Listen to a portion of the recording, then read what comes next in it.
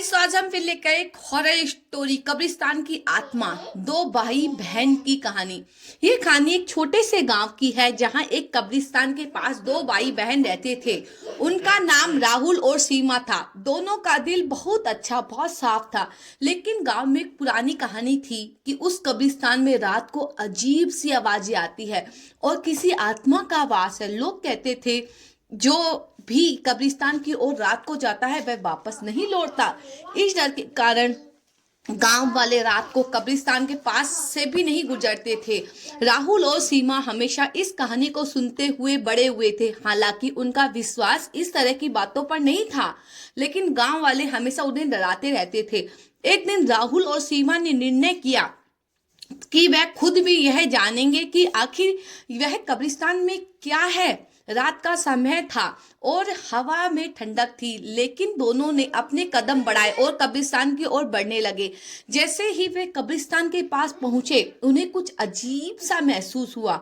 हवा की धीमी हो गई और आसमान में बादल थे। दोनों को डर भी लग रहा था, लेकिन उनका जिज्ञासा बढ़ता गया। उन्होंने देखा कि वहां एक पुराना और कच्चा घर है जो कब्रिस्तान के बीचों बीच स्थित था। यह घर पहले किसी के रहने के लिए बना हुआ था, लेकिन अब यह वीरान और ध्वस्त हो चुका है। दोनों ने सोचा कि वह रुकेंगे और देखेंगे कि सच में कोई आत्मा है या सिर्फ एक मनगढ़ंत कहानी है। जैसे ही वे घर के पास पहुंचे, अचानक से तेज आंधी आ गई और दरवाजे पर एक जोर से आवाज आई। राहुल और सीमा कांपते हुए अंदर घुसे।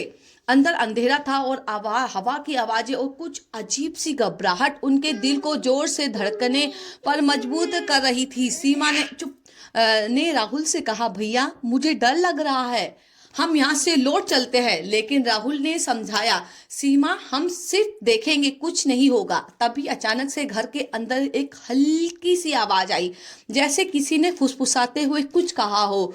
दोनों ने एक दूसरे को देखा। बिना कुछ कहे वे घर के अंदर गए। जैसे ही वे अंदर बढ़े, एक अजीब रोशनी उन्हें दिखी।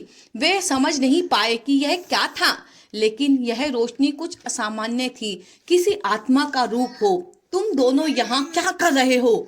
एक गहरी और रहस्यमयी आवाज आई। राहुल को सीमा चकाचौंध हो गए, चौंक गए और तुरंत मुड़े। सामने एक आकृति खड़ी थी जो पूरी तरह से सफेद थी और उनकी आंखों में अजीब सी चमक थी। वह यही आत्मा थी जिनके बारे में गांव वाले बात करते थे। आत्मा ने कहा, तुम दोनों ने जो किया वह तुमने बड़ी गलती की। अब तुम यहाँ फंसे हो। राहुल ने घबराते हुए कहा, हम सिर्फ यह जानने आए थे कि क्या है, हम वापस लौटने चाहते हैं। आत्मा ने धीरे धीरे मुस्कुराते हुए कहा, तुम दोनों बहुत बहादुर हो, लेकिन यह तुम्हारी परीक्षा थी। तभी आत्मा ने उन्हें एक रास्ता दिखाया जो कब्रिस्तान से दूसरी ओर जाता था। दोनों ने फौरन उस रास्ते को पकड़ लिया।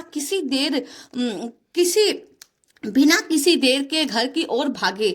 जैसे ही वे कब्रिस्तान के बाहर पहुंचे, उन्होंने राहत की सांस ली। वे यह समझ गए कि डर केवल उनके मन का एक हिस्सा था और उन्होंने अपनी बहादुरी से ये उन्हें परास्त कर दिया। जब वे घर पहुंचे तो उन्होंने कभी भी उस कब्रिस्तान के पास जाने का नहीं सोचा। यह अनुभव उनके जीवन का एक अनमोल पाठ था। डर को समझना और उसे चुनौती देना और आगे बढ़ना। युवाओं के लिए यह कहानी एक सीख थी। किसी भी डर से भागना नहीं चाहिए, बल्कि उसका सामना करना चाहिए। तो हमारी कहानी कैसी लगी प्लीज़ कमेंट में ज़रूर बताएं। राधे राधे। हमारी हॉरर स्टोरी आपको कैसी लगी प्लीज़ कमेंट में ज़रूर बताएं, और कहानी में कुछ फेरबदल करना है तो वो भी बता दें।